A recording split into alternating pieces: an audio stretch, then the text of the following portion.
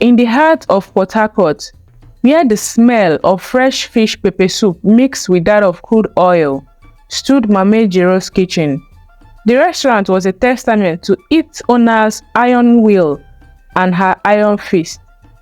Mama Ejiro, a woman whose eyes could freeze the Niger Delta itself, ruled her domain with a cruelty that left scars, both seen and unseen. And no one bore those scars more deeply than Blessing, the young girl who slaved from morning to night, her thin body full with bruises hidden beneath her uniform. One day, as the morning sun pierced through the sky, Mama Ejiro's voice sliced through the air like a cutlass through cassava. "Blessing, where are you, you worthless child? The onions aren't chopped, and the stockfish is still soaking." A girl of 16, with eyes that held oceans of pain, hurried from the back. Her once white uniform was now filled with stains of countless meals and countless beatings.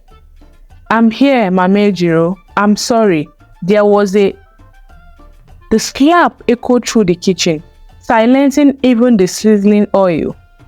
Blessing stumbled back, her cheek on fire, but she couldn't cry out. She learned long ago that tears only fed Mama Ejiro's rage. "Excuses, always excuses." Mama Ejiro's eyes flashed dangerously. "One more mistake and I will throw you back into the gutter where you belonged. Understand?" Blessing nodded, her gaze fixed on the grimy floor. As she set to work, the other staff exchanged worried glances. They all felt Mama Ejiro's wrath, but never like this. There was something personal in the way she tormented the girl. "It's not right," whispered Nneka, the oldest dishwasher. "That child is wasting away before our eyes." Hissed Chidi, the cook. "You want Mama Ejiro to hear you? Besides, better here than the street, Abi?" But even as he said it, doubt clouded his eyes. There was something hauntingly familiar about Blessing's face, something that tugged the edges of memory. Little did they know, the truth was more twisted than the mangrove roots that choked the creeks of the Niger Delta. 17 years ago, Mama Ejiro was not the successful owner of a restaurant as she was now. She was Ejiro Adaka, a scared teenager, pregnant and alone, abandoned by a man who promised her the world, but left her with nothing but shame. In a moment of desperation, she left her newborn daughter at the gate of the Port Harcourt motherless baby's home, convincing herself the child would have a better life without her. Now, by a cruel trick of fate, that same child stood in her kitchen, suffering abuses at her own mother's hands, but neither of them knew the truth that bound them together. Days turned into weeks, a relentless cycle of work and fear. Blessing's hand grew weak, her spirit battered but not broken. She clung to the blurry memories of kind faces at the orphanage, dreaming of a family she was sure must be looking for her.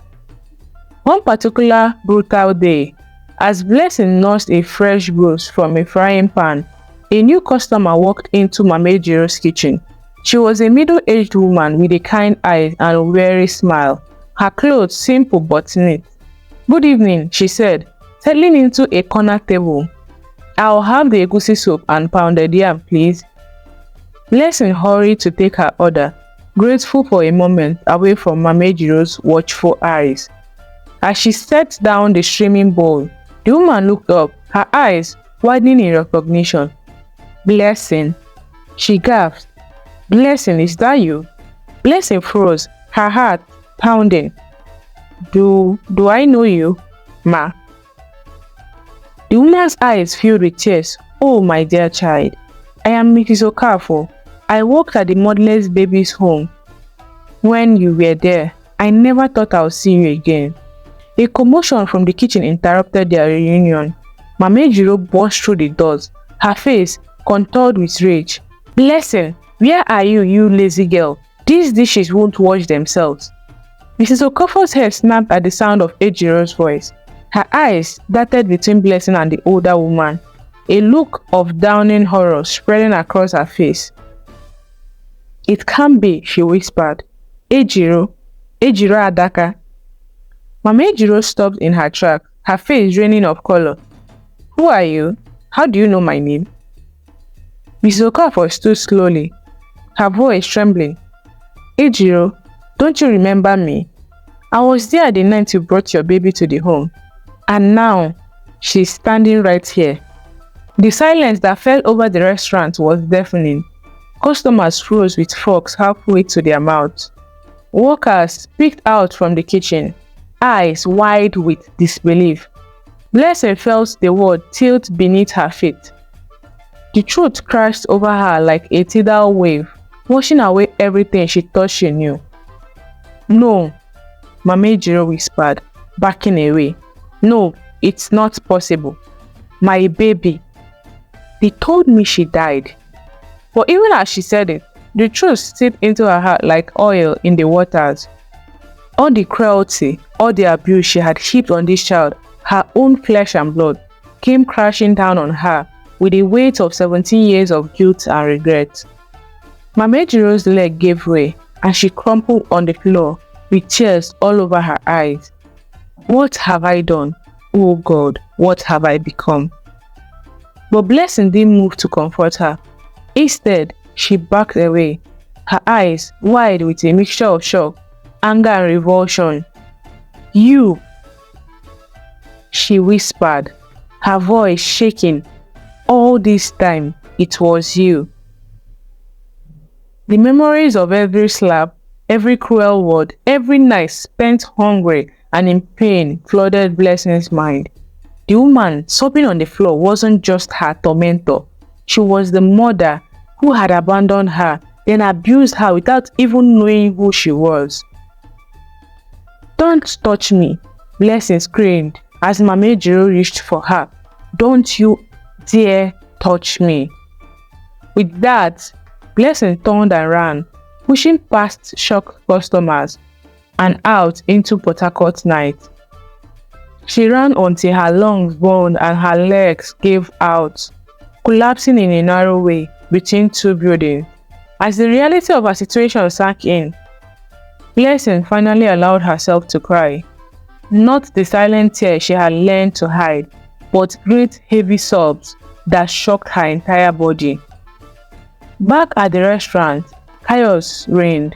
Mrs. Okafor tried to calm Mama Ejiro, while curious neighbors peered through the windows and whispered among themselves.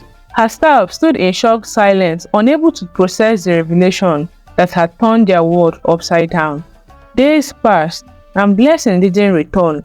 She found refuge with a kind family who remembered her from the orphanage, while Mrs. Okafor worked tirelessly to piece together the full story of what had happened 17 years ago.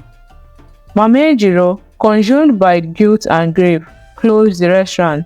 She spent her days alternating between fits of rage and periods of catatonic despair. The woman who had ruled her kitchen with an iron fist was now broken, crushed under the weight of her own actions. It was Mrs. Okafor who finally managed to bring mother and daughter together again, but the reunion was far from joyous. "Why should I forgive you?" Blessing asked, her voice cold as she faced the woman who had caused her so much pain. "You abandoned me, and then you treated me worse than a dog. How can you possibly make up for that?" Mama Ejiro, a shadow of her former self, could only weep. "I don't deserve forgiveness," she whispered, "but please, give me a chance to try to make things right." Blessing's journey towards forgiveness was long and painful. She agreed to counseling, both individually and with Mama Ejiro, but the progress was slow. Every time she began to soften, a memory of the past abuse would surface, reigniting her anger and resentment. Mama Ejiro, for her part, dedicated herself to change. She sought therapy to address her trauma and anger that had driven her to such cruelty. She sold her restaurant and donated the money to an orphanage home. She begged Blessing for a chance to make amends, even if it means starting as nothing more than a stranger. Months passed, and slowly, Painfully, a fragile relationship began to form between mother and daughter. It wasn't forgiveness, not yet, but it was a start. 1 year after the truth came to light, Blessing stood outside a small restaurant. The sign above the door reads, "Second Chances." Taking a deep breath, she pushed open the door. Inside, Mama Ejiro, no longer the fearsome owner of a restaurant, but a humble woman seeking redemption, looked up. Hope and fear showed in her eyes as Blessing approached. "I am not ready to call you mom," Blessing said, her voice steady. "I'm not sure I ever will, but I am willing to try working here to see if we can build something new." Mama Ejiro nodded, tears streaming down her face. "Thank you," she whispered. "It's more than I deserve." As Blessing tied on an apron, she felt the weight of the past pressing down on her, but she also felt something else, a tiny bit of hope, fragile as a candle flame in the wind. The road ahead would be long and difficult. Trust, once shattered, is not easily rebuilt. But as the first customer of the day began to come in, Blessing allowed herself to imagine a future where the wounds of the past might someday begin to heal. And so, this is the end of our story. And this story reminds us that forgiveness is not a single act, but a process, one that requires courage, time, and the willingness to face painful truths. The story of Blessing and Mama Ejiro spread through Port Harcourt like a wildfire in the dry season. It became a topic of heated debate in beer parlors and church gatherings alike. Some saw it as a sign to the power of truth and the possibility of redemption. Others used it as a cautionary story about the long-lasting effects of abuse and abandonment. As for Blessing and Mama Ejiro, their journey was far from over. There were still days of anger, nights of tears, moments when the weight of the past threatened to crush them both. But there were also small victories, a shared laugh over a burnt pot of soup, a moment of understanding in the midst of an argument. Second Chances became more than just an eatery. It became a symbol of the long, difficult work of rebuilding what was broken. Customers came not just for the food, but to witness two women engaged in the raw, messy process of healing. And guys, what wounds do you carry that might need healing? What relationships in your life might benefit from a second chance, not freely given, but carefully, painfully earned? Remember, as our elders say, the wound may heal, but the scar remains. Blessing's story teaches us that while we cannot change the past, we have the power to shape our future.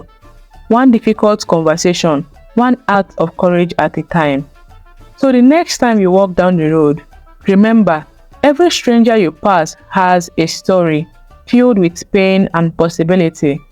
Treat them with kindness, for you never know who might be in the process of rewriting their own story of hurt into one of hope.